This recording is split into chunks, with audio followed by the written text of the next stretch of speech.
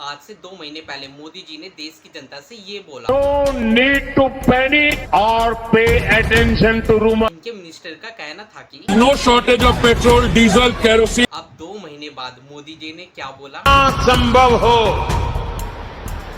Petrol diesel का उपयोग कम करें। अब ये बोलने के बाद लोग परेशान हो गए हैं। इतना महंगा कर दिया है ना, पूछो मत, सबका हालत खराब है। अब गवर्नमेंट लोगों से क्या हाइड करने लग रही है, ये सब बातें लोग पूछने लग रहे हैं। सर से ऊपर बढ़ गया है तो जनता से ही बलिदान मांगा जा रहा है। जिस गवर्नमेंट ने बोला था कि रुपया ऐसे नहीं गिरता है, मैं सरकार में बैठा हूँ, नहीं होता मित्रों, मैं शासन में बैठा हूँ, मुझे मालूम है इस प्रकार से रुपया इतनी तेजी से गिर नहीं सकता। आज उसी गवर्नमेंट के रूल के अंदर रुपया बहुत तेजी से गिर चुका है। PR surprisingly touched a fresh all-time low. आइए आज की वीडियो में समझते हैं कि गवर्नमेंट लोगों से आखिरकार छुपा क्या रही है और लोग अब इतने सवाल क्यों पूछने लग रहे हैं गवर्नमेंट से। देखो, आज से कुछ समय पहले जब ईरान यूएसए वॉर स्टार्ट हो गई थी तो लोगों को पक्का पता लग गया था कि जो कच्चा तेल है उसकी रेट जरूर बढ़ेगी। लेकिन दिक्कत वाली बात ये थी कि जो मोदी जी है उन्होंने पहले अमेरिका से डील कर ली थी, वो तेल जो है वो वहीं से ही खरीदेंगे। लेकिन जबकि उनको तेल खरीदना था रशिया से, हमें अमेरिका की जगह से रशिया की जगह से ज़्यादा सस्ता तेल मिलता है। लेकिन फिर भी पता नहीं हमारी गवर्नमेंट ने क्यों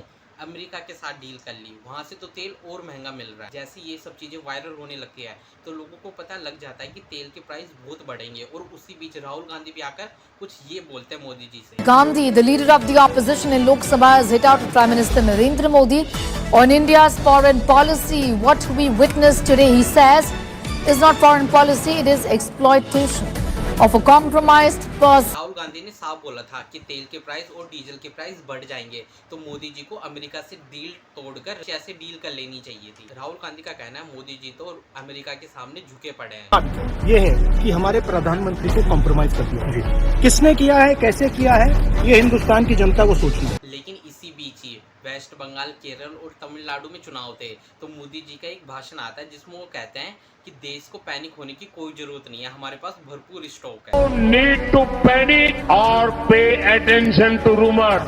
Let us spread only correct and verified information. संसद भवन के अंदर इनके एक मिनिस्टर खड़े होकर कहते हैं कि देश में तेल और डीजल की कोई कमी नहीं है। There is no shortage of petrol, diesel, kerosene, ATF or fuel oil. The availability of petrol, diesel, aviation, turbine fuel, kerosene and fuel oil is. लेकिन ये सभी स्पीचें थी मार्च की, लेकिन जैसे इलेक्शन खत्म होता है तो मोदी जी आकर जनता से ये कहते हैं। प्रधानमंत्री मोदी ने भी 2 बार लोगों से अपील की। इन्होंने देश की जनता से ये तो बोला ही है कि आपको पेट्रोल डीजल कम करने की यूज की जरूरत है। पेट्रोल डीजल का उपयोग कम करें। इन्होंने देश की जनता से पेट्रोल डीजल कम यूज करने के लिए कहा, ये तो ठीक है, लेकिन इन्होंने खाने वाले तेल को में भी कटौती करने की बात कही है। खपत कम करें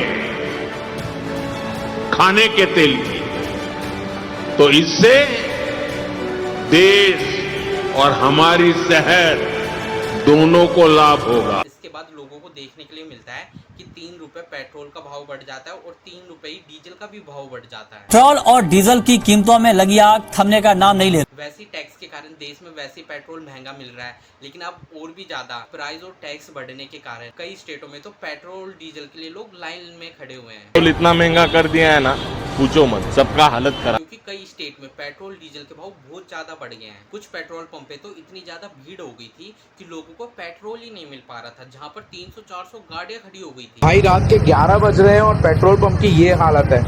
आप देखिए कि मतलब लोग कैसे पागलों की तरह भीड़ लगाए हुए हैं। अब सभी लोग मोदी जी से सवाल पूछने लग रहे हैं कि 2 महीने पहले आपने तो ये भाषण दिया था कि देश में ऐसी कोई भी किल्लत नहीं होने वाली है, लेकिन अब क्या हुआ, अब अचानक से किल्लत क्यों आन पड़ी? यूज करना ही बंद कर दो क्योंकि फ्यूल कम है।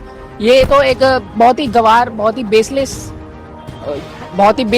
स्टेट। जब राहुल गांधी जी ने कहा था कि अमेरिका से डील ना करके रशिया से डील कर लो वरना आगे चल के देश में किल्लतें हो जाएंगी पेट्रोल डीजल को लेकर, लेकिन उस समय सभी लोगों ने राहुल गांधी जी के इस भाषण को इग्नोर मार दिया था।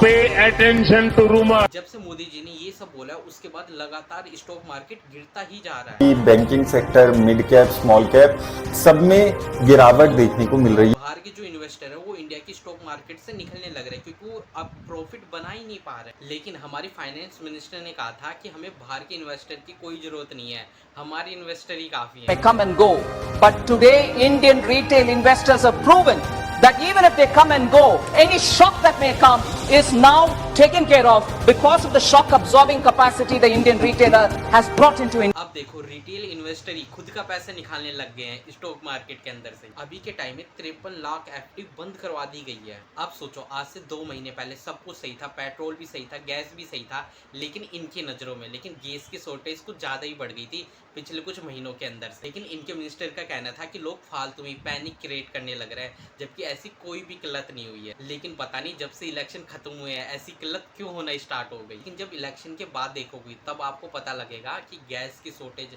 पेट्रोल की शॉर्टेज, पता नहीं किस किस चीज़ की शॉर्टेज ज़्यादा ही होने लग रही है। यहाँ तक कि इंडियन रुपीस भी बहुत बुरी तरह गिर चुका है। अब लोग गवर्नमेंट से सवाल पूछने लग गए हैं क्योंकि वो बहुत ज़्यादा परेशान हो चुके हैं।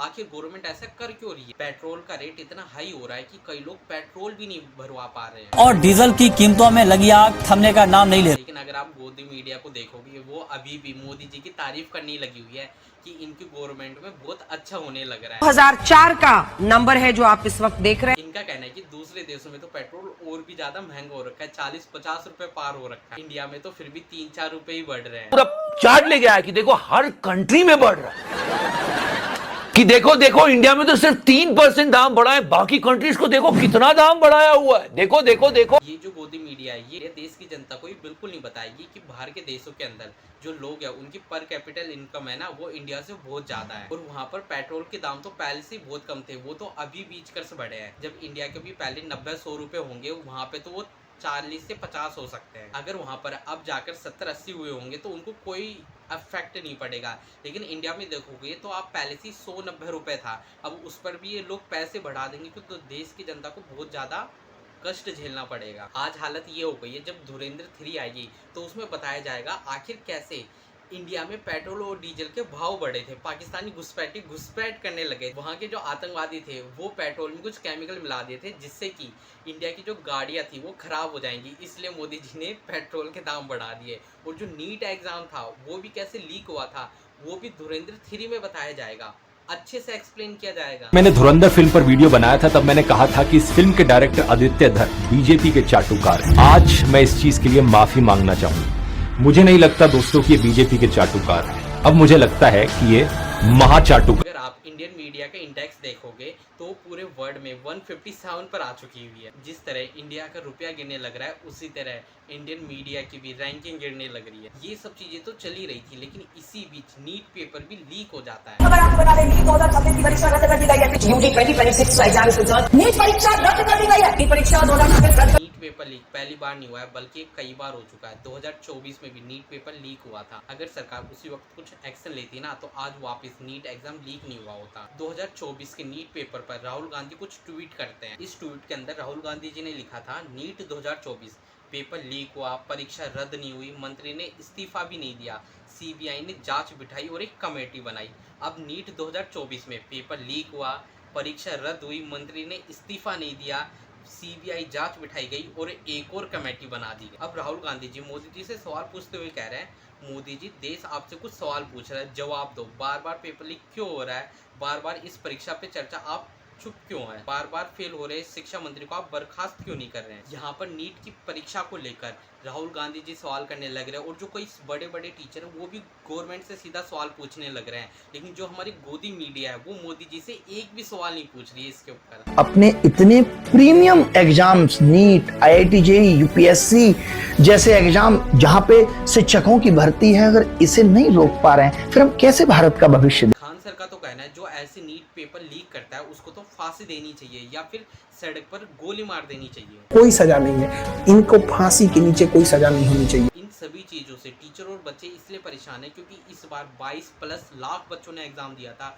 और फिर भी वो एग्जाम आसानी से लीक कर दिया लोगों ने। हमारी गवर्नमेंट का एग्जाम को लेकर कोई कठोर कानून ही नहीं है। ना जाने अब तक कितने सारे एग्जाम लीक हो चुके हैं लेकिन गवर्नमेंट कोई कड़ा एक्शन ही नहीं ले पा रही है। और जब ये एग्जाम लीक हो गया था ना तो 4 बच्चों ने अपनी जान दे दी थी एग्जाम को लीक होने पर। लेकिन फिर भी हमारी गवर्नमेंट चुप है इसके ऊपर। अभी भी लड़कियों का तो ये लास्ट चांस था एग्जाम देने का, क्या सरकार इनको जवाब दे पाएगी उन लड़कियों को। अब सवाल इतने ज्यादा है कि सारे लोग गवर्नमेंट से सवाल करने लग रहे हैं, सभी टीचर मिलकर जिम्मेदारी लेते हैं। तो अरे जिम्मेदारी कौन लेगा, आप ही तो लोगे। पुतिन आके थोड़ी जिम्मेदारी लेगा एंटी पेपर लीक। अब हम हम देखते हैं जब यूएसए और ईरान वॉर हो रही थी उस वक्त पेट्रोल के दाम बहुत बढ़ने वाले थे और कच्चे तेल के भी दाम बहुत बढ़ने वाले थे। इसी बीच जो गवर्नमेंट है वो रशिया के साथ तेल खरीदने की डील करने वाली थी, लेकिन उन्होंने रशिया से डील तोड़कर यूएसए के साथ डील कर ली। इसी पर राहुल गांधी जी मोदी से बोलते हैं कि आप अमेरिका के साथ डील मत करो, आप रशिया के साथ डील करो क्योंकि वहाँ से तेल सस्ता भी मिलेगा हमें। लेकिन सभी लोग राहुल गांधी की इस बात को टालते रहते हैं। एक्चुअली गोदी मीडिया भी उन्हें बेवकूफ़ बता देती है। गवर्नमेंट का ये सोचना था कई स्टेटों में चुनाव होने वाले हैं,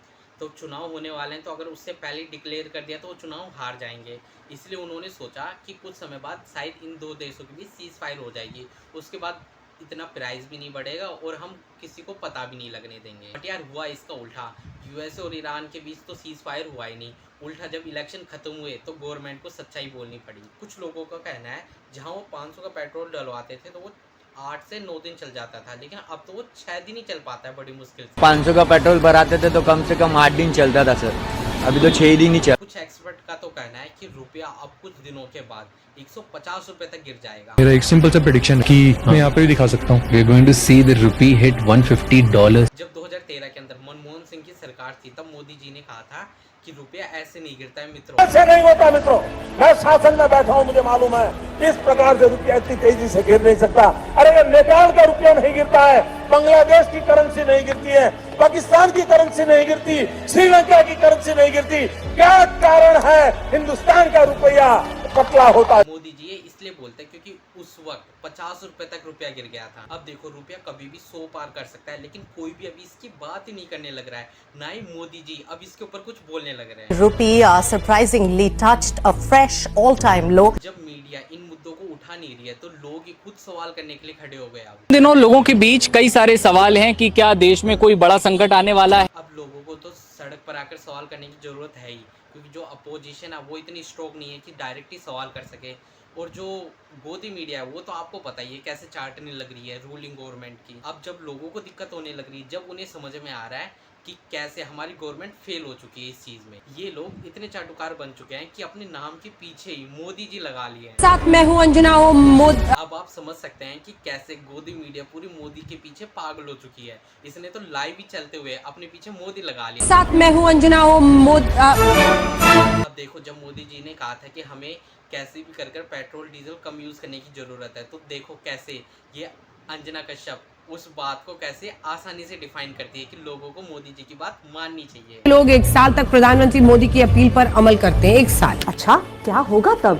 तो विदेशी मुद्रा भंडार में $115 बिलियन बचाए जा सकते हैं। Oh my God. इनमें अगर लोग 1 साल तक सोना नहीं खरीदते तो सोचिए हमारे $72 बिलियन यानी 6,86,000 करोड़ रुपए बचेंगे। ये सारी चीजें देखकर एक कॉमेडियन का कहना है जब से मोदी जी 12 साल से अपनी सरकार बनाकर बैठे हैं, उनका कहना है कि 6 बार देश को हमने ही बचाया है। 12 साल हुआ आए हुए, 12 साल में 6 बार तो हम ही देश बचा चुके। इनका कहना है वोटिंग तो वो खुद ही कर लेंगे, लेकिन देश बचाने हम ही आना है। वोटिंग छोड़, वोटिंग वो खुद कर लेंगे, बाकी देश तुम बचाओ। एक बंदे ने ट्वीट करते हुए कहा है कि 1,70,000 करोड़ रुपए तो ओनली फ्री की सेवाओं में डोनेट कर दी। इनका कहना है अगर ये पैसा सही जगह यूज होता तो देखो देश का कितना ज्यादा डेवलपमेंट होता। सरकार का है वो फ्री में बांटना भी बनता है, क्योंकि जब फ्री में नहीं बांटेगी तो चुनाव कैसे जीतेगी। आज आपके 2 भाई नरेंद्र और नीतीश जी मिलकर आपकी सेवा, समृद्धि और आपके स्वाभिमान के लिए लगातार। बस यार आज की वीडियो में इतना ही। हम मिलते हैं आपको किसी नई वीडियो के साथ।